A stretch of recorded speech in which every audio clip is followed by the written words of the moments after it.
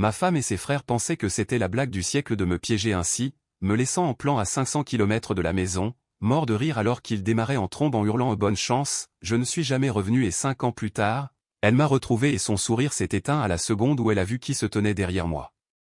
J'ai entendu leur rire avant même que le SUV ne s'éloigne, des rires aigus, maniaques, le genre de rire qui sonne faux quand vous êtes planté là tout seul par une chaleur de 42 degrés avec rien d'autre qu'un paquet de chips et 15 € en liquide. La station-service était posée au milieu de nulle part, sur une départementale perdue dans l'arrière-pays varois, où la garrigue s'étendait dans toutes les directions comme si quelqu'un avait fait un copier-coller du même paysage de broussailles sèches sur des kilomètres. La chaleur faisait trembler l'air au-dessus du bitume, rendant tout liquide et irréel. La voix d'Aurélie, ma femme, a tranché l'air, portée par le vent et son besoin perpétuel de se donner en spectacle. Amuse-toi bien pour la marche, chérie. Ses frères, Michael et Damien, 31 et 28 ans respectivement, étaient pendus aux fenêtres de mon Peugeot 3008, téléphone braqué sur moi, en train de filmer, toujours en train de filmer, toujours en train de documenter, transformant sans cesse la vie en contenu pour les réseaux sociaux. 500 bornes, a hurlé Michael, son sourire visible même à 20 mètres. T'as intérêt à commencer à marcher, le moteur a rugi, ma voiture, celle que je payais à crédit depuis 4 ans, a soulevé un nuage de poussière ocre qui a coloré le monde, et ils ont disparu. Je suis resté là, sur le parking de cette station-service décrépit au crépuscule, serrant un paquet de chips que je venais d'acheter avec ma dernière monnaie, mon portefeuille était dans la voiture, mon téléphone était dans la voiture, ma bouteille d'eau était dans la voiture, ma crème solaire était dans la voiture, ma dignité était dans la voiture, tout était dans la voiture. Ils m'avaient demandé de faire le plein pendant qu'ils allaient chercher des boissons et aller aux toilettes. Aurélie m'avait embrassé sur la joue juste avant que je ne descende. « T'es le meilleur », avait-elle dit, ses lèvres collantes de ce gloss à la cerise qu'elle portait toujours. Sérieusement, qu'est-ce que je ferais sans toi, j'aurais dû savoir. Mon Dieu, j'aurais dû savoir. Ils avaient chuchoté toute la matinée, gloussant sur la banquette arrière, échangeant des regards dans le rétroviseur, planifiant leur coup. Ce n'était pas la première farce, mais c'était la dernière que je tolérerais. Je m'appelle Marc Dubois, j'avais 32 ans quand c'est arrivé, développeur logiciel dans une entreprise tech de taille moyenne à Lyon, gagnant 60 000 € par an. J'étais marié à Aurélie depuis 3 ans, en couple depuis 5, je pensais que le mariage signifiait partenariat, protection, confiance, j'avais tort sur toute la ligne. Le gérant de la station, un homme usé d'une 60aine d'années avec les avant-bras couverts de taches de soleil, m'observait à travers la vitrine et quand je suis entré, la climatisation m'a frappé comme une bénédiction divine. « Ils vous ont largué ?» a-t-il demandé, sans jugement, juste par curiosité. On dirait bien, il a haussé les épaules en retournant à ses mots croisés, ils reviennent toujours, mais je savais qu'ils ne reviendraient pas tout de suite, c'était du contenu, c'était pour les vues, c'était moi souffrant pour leur divertissement, et plus je souffrais, meilleur était le résultat, plus ma réaction serait dramatique quand ils reviendraient enfin caméra au point, plus ils auraient d'engagement.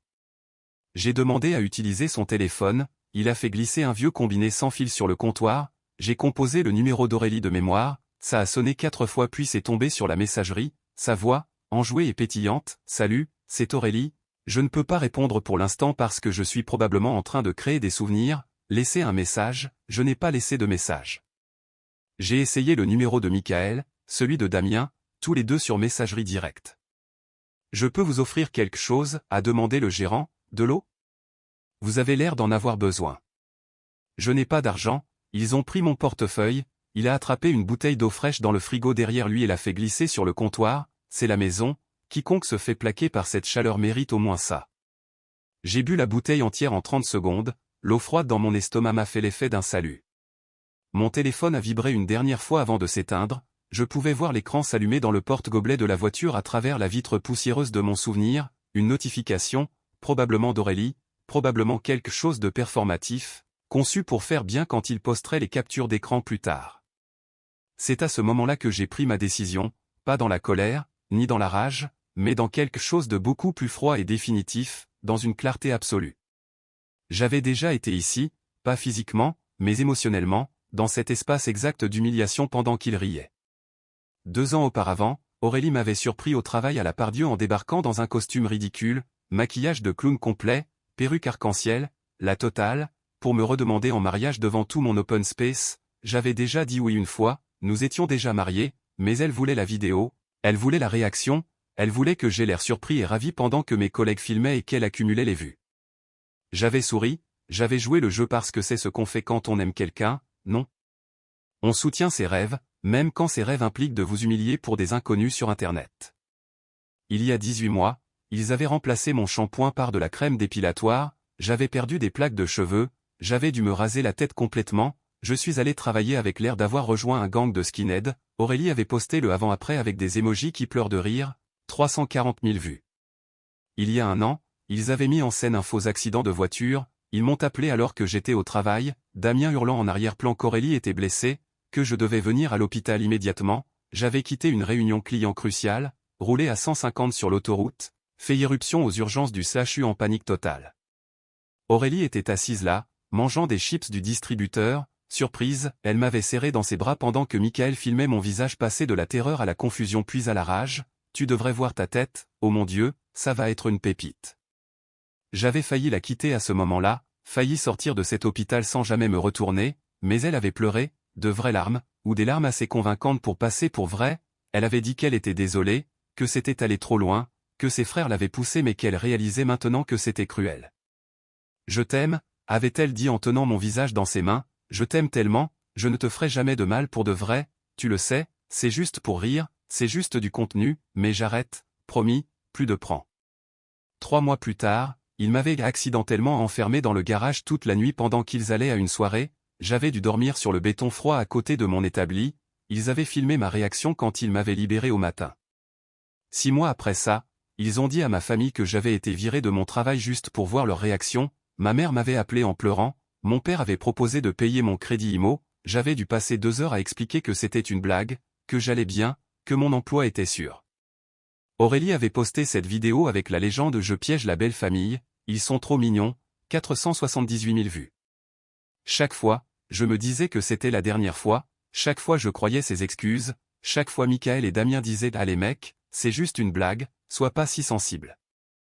Mais debout dans cette station-service, regardant les ondes de chaleur déformer la route vide, j'ai compris quelque chose avec une clarté parfaite, ça ne s'arrêterait jamais, ça ne s'améliorerait jamais, c'était ce qu'ils étaient, c'était ce qu'elle avait choisi d'être et j'avais fini d'être le dindon de la farce. Un camionneur s'est arrêté vers 15h30, un grand gaillard, fin cinquantaine, casquette vissée sur la tête et des bras comme des troncs d'arbres. Il est entré, a pris 2 boissons énergisantes et un paquet de viande séchée, puis m'a remarqué assis contre le mur. « Ça va gamin, j'ai connu mieux », ai-je répondu. Il m'a regardé, vraiment regardé, mes bras brûlés par le soleil, mes mains vides, la résignation probablement écrite sur mon visage. « Tu vas où ? N'importe où sauf ici. » Il a hoché la tête lentement, « Je vais à Toulouse, puis je remonte vers Bordeaux, tu peux monter si tu veux, pas d'attente, pas de conditions. » Il s'appelait Gérard, 32 ans de route, divorcé 2 fois, 3 enfants adultes. Il n'a pas demandé pourquoi j'étais en plan, ni pourquoi je n'appelais personne, il m'a juste offert un trajet et un paquet de gâteaux. Nous avons roulé dans un silence confortable pendant la première heure, j'ai regardé le paysage défiler, regardé le soleil commencer sa lente descente, regardé mon ancienne vie disparaître dans le rétroviseur. « Tu fuis quelque chose ?» a fini par demander Gérard. « Je cours vers quelque chose », ai-je répondu, je ne sais juste pas encore quoi. Il a hoché la tête, c'est honnête, je respecte ça. Vers le coucher du soleil, mon téléphone a dû se rallumer, peut-être qu'Aurélie l'avait branché pour vérifier ma position, parce que la radio CB de Gérard a grésillé et son téléphone a vibré. « Quelqu'un essaie vraiment fort de te trouver », a-t-il observé. Qu'ils essaient. On s'est arrêté à un relais routier près de Narbonne vers minuit, Gérard m'a payé à dîner, un steak frites, du café assez fort pour décaper la peinture, de la vraie nourriture, la première chose que j'avais mangée depuis ce paquet de chips 12 heures plus tôt. « T'as de la famille ?» a demandé Gérard. Mes parents sont en Bretagne, on n'est pas proches, on ne s'est pas parlé depuis 2 ans, à cause d'elle, à cause de plein de choses. J'ai bu une gorgée de café. Aurélie ne les aimait pas, disait qu'ils étaient dans le jugement, chaque fois que j'essayais de visiter, elle prévoyait quelque chose, un voyage, une fête, un truc que je ne pouvais pas rater, finalement j'ai juste arrêté d'essayer. Gérard a coupé son steak, « Gamin, je vais te donner un conseil que t'as pas demandé, t'es prêt ? Peu importe ce que tu fuis, ça va te suivre jusqu'à ce que tu règles le problème. Tu peux aller à Bordeaux, tu peux aller en Alaska, mais tant que tu ne fais pas une rupture nette, légale, officielle, finale, tu es toujours lié. Je n'ai pas mon portefeuille, pas mes cartes, pas ma pièce d'identité. Tu connais ton numéro de sécu ? Ouais. C'est tout ce dont t'as besoin pour commencer. Va dans une grande ville, trouve une aide juridique, demande le divorce, dépose une main courante si tu veux, ce qu'ils ont fait pourrait être considéré comme une mise en danger d'autrui, mais surtout, coupe le cordon, ne laisse pas traîner. Il avait raison, je savais qu'il avait raison, mais je n'étais pas encore prêt. Une partie de moi, peut-être celle qui se souvenait encore de l'avoir aimé, ou celle qui était juste fatiguée, ou celle qui voulait disparaître complètement, cette partie voulait s'évaporer sans laisser de traces, je voulais qu'il se pose des questions, je voulais qu'il s'inquiète, je voulais qu'il comprenne ce que ça fait quand quelqu'un en qui vous avez confiance part, tout simplement. Gérard m'a déposé à Bordeaux 2 jours plus tard, il m'a donné 200 € en liquide, rends l'appareil un jour, a-t-il dit. J'ai rendu l'appareil, juste pas de la façon qu'il imaginait probablement. J'ai travaillé dans le bâtiment pendant 6 mois, des boulots au noir, je vivais dans un foyer de jeunes travailleurs en banlieue, j'ai économisé chaque centime. J'ai pris une boîte postale, contacté mon employeur via un email anonyme, leur ai dit que je prenais un congé sabbatique pour urgence familiale, ils ont approuvé 6 mois sans solde. Je suis allé voir une permanence juridique, j'ai parlé avec maître Valérie Martin, 16 ans d'expérience en droit de la famille, qui a écouté mon histoire sans juger. Voulez-vous demander le divorce, a-t-elle demandé. Éventuellement, mais pas encore. Pourquoi pas? Parce que je veux qu'elle comprenne ce qu'elle a fait, et elle ne comprendra pas tant qu'elle ne ressentira pas ce que j'ai ressenti. Valérie s'est adossée à sa chaise, Monsieur Dubois, je ne peux pas vous conseiller de disparaître vis-à-vis de votre épouse, ce n'est pas un conseil légal que je peux donner, mais je peux vous dire que lorsque vous serez prêt, la procédure pour faute est possible. Pourra-t-elle me trouver via la procédure? Si elle engage un avocat et qu'ils font leur travail, finalement oui, mais il y a des moyens de maintenir une certaine confidentialité. Je l'ai remercié, je suis parti et j'ai décidé d'attendre. 3 mois sont devenus 6, 6 sont devenus 1 an. J'ai déménagé à Biarritz, sur la côte basque, magnifique, calme, loin de Lyon, loin d'Aurélie, loin de la personne que j'avais été. J'ai trouvé un emploi dans une start-up locale, solution web, petite boîte, 15 employés, ils n'ont pas posé trop de questions sur le trou dans mon CV, j'étais bon dans mon travail, ça suffisait. J'ai trouvé une thérapeute, Dr Françoise Laurent, 23 ans de pratique en psychologie clinique, spécialisée dans les traumatismes et les abus émotionnels. Ce que vous avez vécu, a-t-elle dit lors de notre 3e séance, a un nom, ce sont des violences psychologiques conjugales, de l'emprise. Les farces n'étaient pas des blagues, c'était une humiliation systématique conçue pour vous faire douter de vos propres perceptions. Elle disait qu'elle m'aimait. Les abuseurs disent souvent qu'ils aiment leurs victimes, parfois ils le croient même, mais l'amour ne ressemble pas à ce que vous avez décrit. Ces séances m'ont sauvé, m'ont donné les mots pour ce que j'avais vécu, m'ont donné la permission d'être en colère, de faire mon deuil, de commencer à reconstruire. 2 ans plus tard, j'ai rencontré quelqu'un, elle s'appelait Sophie, 34 ans, avocate dans un cabinet renommé de Biarritz.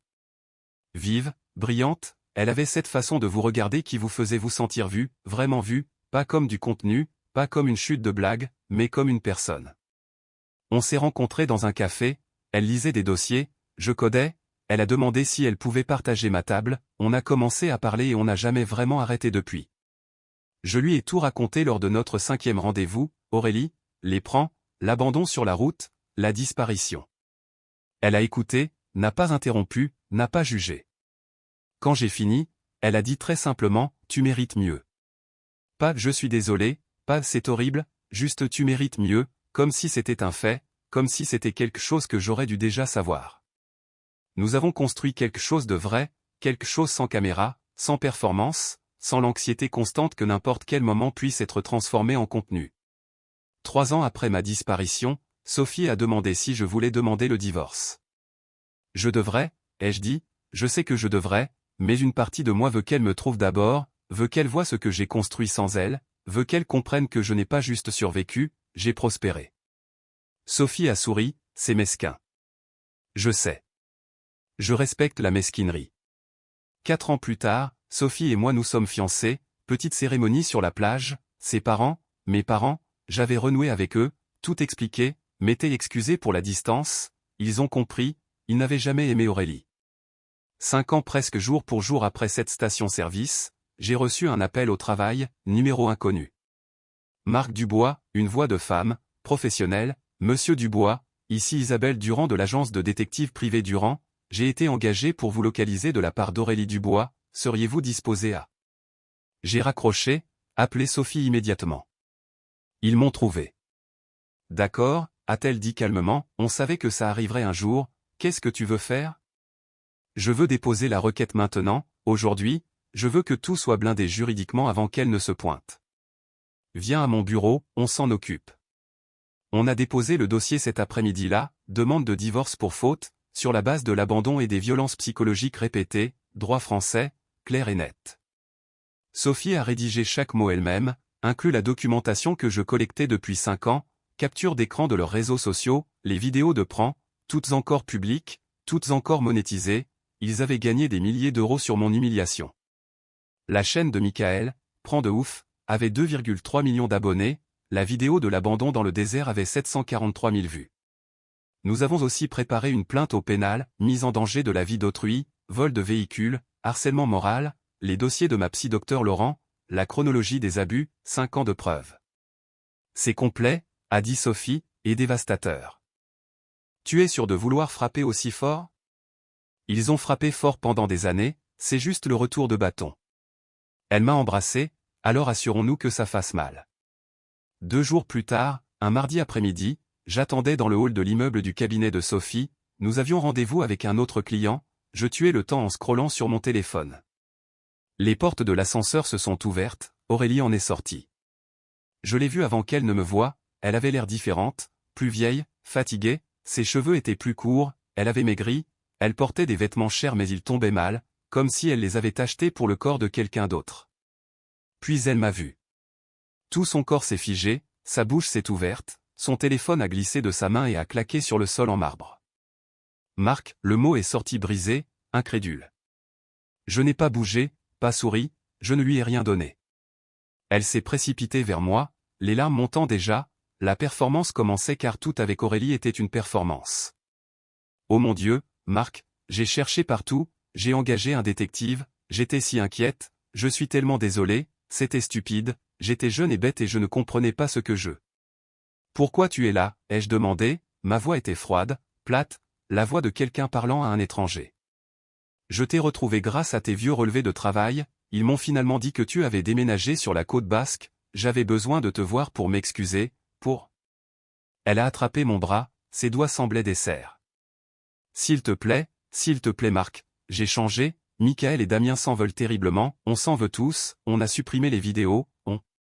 Vous les avez supprimées il y a 2 mois, ai-je dit, après qu'elles soient restées en ligne pendant 5 ans, après que vous ayez fait de l'argent dessus, après que la chaîne ait commencé à perdre des sponsors parce que les gens ont découvert la vidéo du désert. Son visage est devenu rouge. Comment tu... J'ai tout regardé, tout ce temps, chaque vidéo, chaque post, chaque commentaire, j'ai tout documenté. Les larmes se sont arrêtées net, comme si quelqu'un avait appuyé sur un interrupteur. Qu'est-ce que tu veux, a-t-elle demandé, le rôle de victime disparaissant, c'était la vraie Aurélie, celle qui calculait chaque mouvement. Rien de toi. Alors pourquoi tu m'as laissé te trouver? Je ne t'ai rien laissé faire du tout, tu as payé un privé, c'est ton problème. Elle a regardé autour du hall, remarqué l'annuaire de l'immeuble, Sophie Lambert, avocate à la cour. C'est qui tu viens voir? Ça ne te regarde pas. Tu divorces, sa voix est montée, après 5 ans, tu as juste disparu. Tu sais ce que ça m'a fait? L'humiliation? Tout le monde demandant où était passé mon mari, ma famille pensait que tu étais mort. Ta famille pensait que tu étais mort. Je suis une victime ici aussi. J'ai failli rire, failli. L'humiliation, oui. Ma chaîne a perdu des abonnés, les sponsors de Michael l'ont lâché, Damien n'a pas pu avoir ses partenariats, on a tout perdu parce que tu t'es volatilisé. Bien, ai-je dit simplement. Son visage s'est tordu en quelque chose de laid. T'es pathétique, tu le sais? Tu ne pouvais pas supporter une blague, tu ne pouvais pas supporter. L'ascenseur a fait un ding derrière moi, Sophie est sortie. Tailleur professionnel impeccable, talons claquants sur le marbre comme des points d'exclamation, elle a marché droit vers moi et m'a embrassé sur la joue. Les yeux d'Aurélie se sont écarquillés. C'est qui elle? Sophie a tendu sa main, la main gauche, celle avec la bague de fiançailles, 3 carats, impossible à rater. Sophie Lambert, la fiancée de Marc, et son avocate. J'ai regardé le sang quitter le visage d'Aurélie, regardez sa bouche s'ouvrir et se fermer comme un poisson, regardez 5 ans de suppositions voler en éclats en temps réel. Avocate, a chuchoté Aurélie. Sophie a sorti un dossier de sa mallette, celui qu'on avait préparé la veille. Nous avons déposé la demande de divorce ce matin, vous serez notifié par huissier dans la semaine, citant l'abandon, la cruauté mentale et les abus systématiques. Vous ne pouvez pas. Nous l'avons fait, la voix de Sophie était professionnelle, calme, la voix de quelqu'un qui avait fait ça 1000 fois, vous serez également visé par une plainte au civil pour dommages et intérêts pour préjudice moral, mise en danger de la vie d'autrui, vol de véhicule, séquestration, rappelez-vous l'incident du garage, et exploitation illégale de l'image d'autrui. Ce n'est pas, vous ne pouvez pas prouver que tes frères ont posté les vidéos publiquement. Sophie a sorti sa tablette, montré l'écran à Aurélie. Ceci est la vidéo de l'abandon, 743 000 vues, elle a été préservée comme preuve par constat d'huissier, avec 47 autres vidéos montrant des abus documentés. Aurélie a reculé en trébuchant. C'était des blagues, des pranks, tout le monde savait. Le code pénal, article 222-33-2 définit le harcèlement moral au sein du couple, a continué Sophie, et bien que Marc soit un adulte, la loi française reconnaît la violence psychologique comme une faute grave dans le divorce, et un délit au pénal. Elle a tendu le dossier à Aurélie. Tout est là, la requête, les preuves, la documentation de sa thérapeute, la chronologie, l'analyse financière montrant qu'il a perdu environ 18 000 € de salaire à cause de l'arrêt maladie suite à vos farces, et le rapport de police. Rapport de police, la voix d'Aurélie s'est brisée. Marc a déposé une plainte la semaine dernière, mise en danger de la vie d'autrui, le procureur de la République examine le dossier, il pourrait engager des poursuites.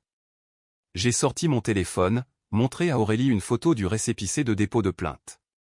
Tu voulais que je laisse couler, ai-je dit doucement, je l'ai fait, je t'ai laissé partir, mais la loi n'oublie pas.